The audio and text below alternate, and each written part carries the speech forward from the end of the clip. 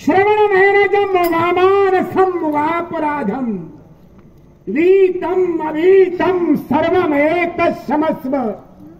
जय जय करुणाब्धे श्री महादेव शंभो, श्री महादेव शंभो, श्री महादेव शंभो। हे कैलासनाथा, तुझा ध्यान चिंतनात मी निमग्न आहे खरा, पण नाही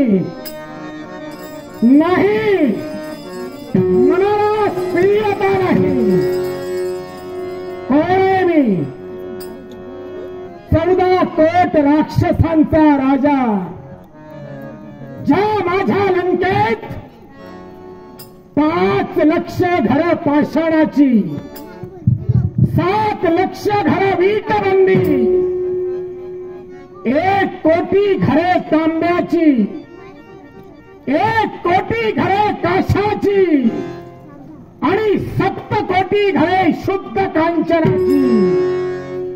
ज्यानं आपल्या पराक्रमाच्या जोरावर नवग्रहांच्या पायऱ्या केल्या, ज्यानं देवतांना बंदिवान करून आपला राजवाडा झाडायला लावला,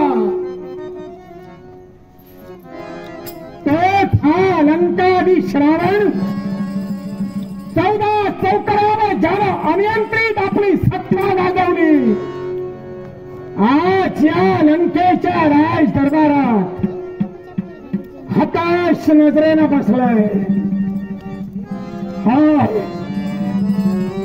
तो चेहरा माझ्या डोळ्यासमोर राहिला, माझी भगिनी शूर्पणखा काय मोकळून डोळे फोडून या लंकेच्या राज दरबारात हजर झाली आणि तिच्या मुखातून निघणारे ते जळजळीत शब्द, हे रावणा, अरे कसला राजा तू, अरे पहा या तुझ्या भगिनीची दयनीय अवस्था पहा।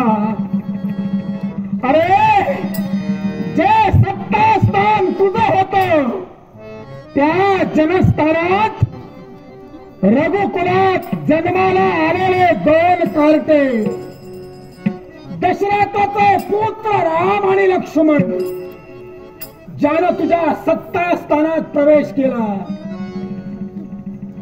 खर आणि दुष्ण या तुझ्या चुलत भावांसमवेत 14,000 राक्षस सैन्य ज्यानं घरात आणलं, ज्यानं तुझी भगीर शूर्पणखा हिची श्रवण आणि नासिका कापली। पहा हे रावणा, माझा रक्त बदलाचा पहा।